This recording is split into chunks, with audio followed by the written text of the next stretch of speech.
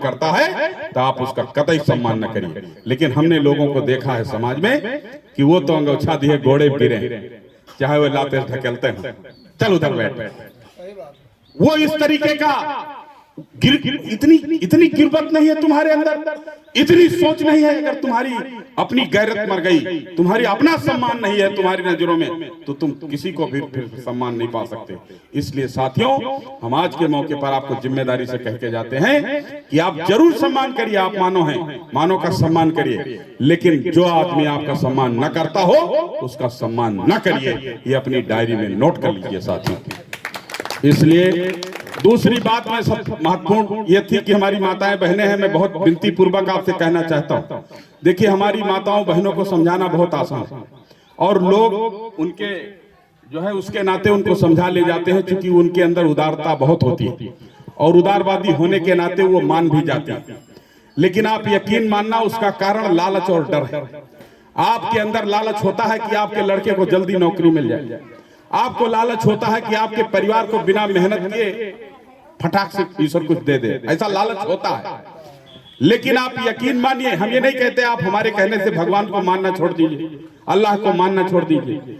हम ये नहीं करने आए हैं कि आपसे कोई ये परिवर्तन कराने आए हैं, लेकिन आप मानने के साथ साथ लोगों के धोखे में मत आइए। ये दुनिया के लोग, मैं किसी का नाम लेके नहीं कहना चाहता, लेकिन इतने बड़े बड़े ढोंगी बाबा घूम रहे हैं, इतने बड़े बड़े चालाक लोग इस दुनिया में घूम रहे हैं, जो आपके विचार का, आपके भावना का कदर न करके आपके भावना से खेलने का काम करते हैं। उनको अपना सम्मान चाहिए, उनको पैसा चाहिए, दौलत चाहिए, उसी लिए आपको किसी भी रास्ता को बताने के लिए तैयार हैं। वो आपको बता देंगे आसानी से कि आप ऐसा करो और ऐसा हो जाएगा, और आप सरलता से मान भी लेती हैं। आप हमको कोई उदाहरण बता दो, कोई लड़का दिन भर मजदूरी ना करे तो उसको पैसा कौन दे जाएगा? अगर आप ऐसा सोचती हैं कि वो पूजा पाठ करने से या जो है इस पेड़ पर 10 बार उतरने और चढ़ने से उसको पैसा आ जाएगा, तो ये संभव नहीं है। ये गलत फहमी अपने दिमाग से निकाल देना चाहिए। हम लोग पढ़ लिख करके जो भी पहुंचे हैं, कि हमारे माँ बाप ने हमको ये रास्ता दिखाया है कि आप पढ़ लिख करके इसी रास्ते पर जाएंगे। जब आप समझदार होंगे समाज में, जो बाबा साहब ने और तमाम विद्वानों ने जो समझाने का काम किया है, अगर उस रास्ते पर आप अपने लड़के को नहीं ले जाएंगे, अगर आपका लड़का शराब पीता है, आपका लड़का गांजा पीता है, आपका लड़का गलत संगत में पड़ा हुआ है, तो निसंदेह आज नहीं तो कल उस दंड में कहीं ना कहीं से गिर जाएगा और फिर आपको भी उसकी पीड़ा सहनी पड़ेगी। ये सच है, इसमें कोई नकार नहीं सकता। इसलिए आज के इस मौके पर मेरा निवेदन यही है कि हमें लालच और डर भी दिखाते हैं। आप ये समझो, जैसे डाकू लोग दिन में रात में डर नहीं दिखाते, लाके बंदूक लगा करके और हमारा पैसा लूट ले जाते हैं। ऐसे मैं आपको जिम्मेदारी से कह रहा हूं कि भगवान को मानना दूसरी चीज है, लेकिन लोग भगवान का भय दिखाते हैं। आपको बताते हैं कि आप अगर नहीं दान करोगे, अगर आप ऐसा नहीं करोगे तो आपका सर्वस्व नाश हो जाएगा, आप बर्बाद हो जाओगे, अंधे हो जाओगे, कोढ़ी हो जाओगे। अरे बताओ, तुम कौन कोढ़ी बनाने वाले हो? जिसने पैदा किया, जिसको आप मानते हो, मान लिया, वो कभी आपसे कहने नहीं आता, लेकिन वो डराएंगे नहीं तो आपका माल निकलने वाला नहीं, आप सीधा पानी लेकर उनके पास जाने वाले नहीं। तो इसलिए जब तक डर नहीं होगा, वो आपको डर के नाते, मेरे पिछड़े भाइयों, मेरे दलित भाइयों, आप भोले भाले लोग हैं, आपको जो है पूरी तरीके से लूटने का इंतजाम इन लोगों ने किया। इसलिए कबीर दास को पढ़िए, रामस्वरूप वर्मा को पढ़िए, और तमाम ऐसे महापुरुष हैं, ज्योतिबा फुले से लेकर के जो है छत्रपति साहू जी महाराज, और बहुत सारे लोगों को पढ़ने से आपको, लले यादव को, बहुत सारे लोगों का, जो भी थोड़ा बहुत पढ़ने वाले लोग हैं और जो नहीं पढ़ सकते, उनको पढ़ने वाले लोग सुन तो सकते हैं। जब पढ़ने वाले लोग, गांव में अगर कथा हो रहा है तो उसको आप सुनने चले जाते हो, तो शाम को प्लानिंग कर लो कि 4-6 घर एक मोहल्ले वाले बैठेंगे, ये हमारा लड़का पढ़ लिख कर होशियार हो गया है, 50 रुपए 100 रुपए किताब मिल जाती है, खरीद लो, और जो कह दो तुम आज ये पाठ सुनाओ, और बढ़िया से इत्मीनान बैठ करके सुनो, तो उससे आपका ज्ञान खुल जाएगा। आपको लगेगा कि आपके महापुरुषों ने कोई सही रास्ता दिखाने का काम किया है। इसलिए मेरा निवेदन यह है, ये काम आज से शुरू कर दो कि हफ्ते में 2 दिन 3 दिन जो है, एक दिन छोड़ करके, चाहे ऐसे बैठ करके हम लोग ये कथा सुनेंगे। असली कथा यही है, इस कथा से हमारा कुछ ज्ञानार्जन होगा और हम समझ के तरफ आगे बढ़ेंगे।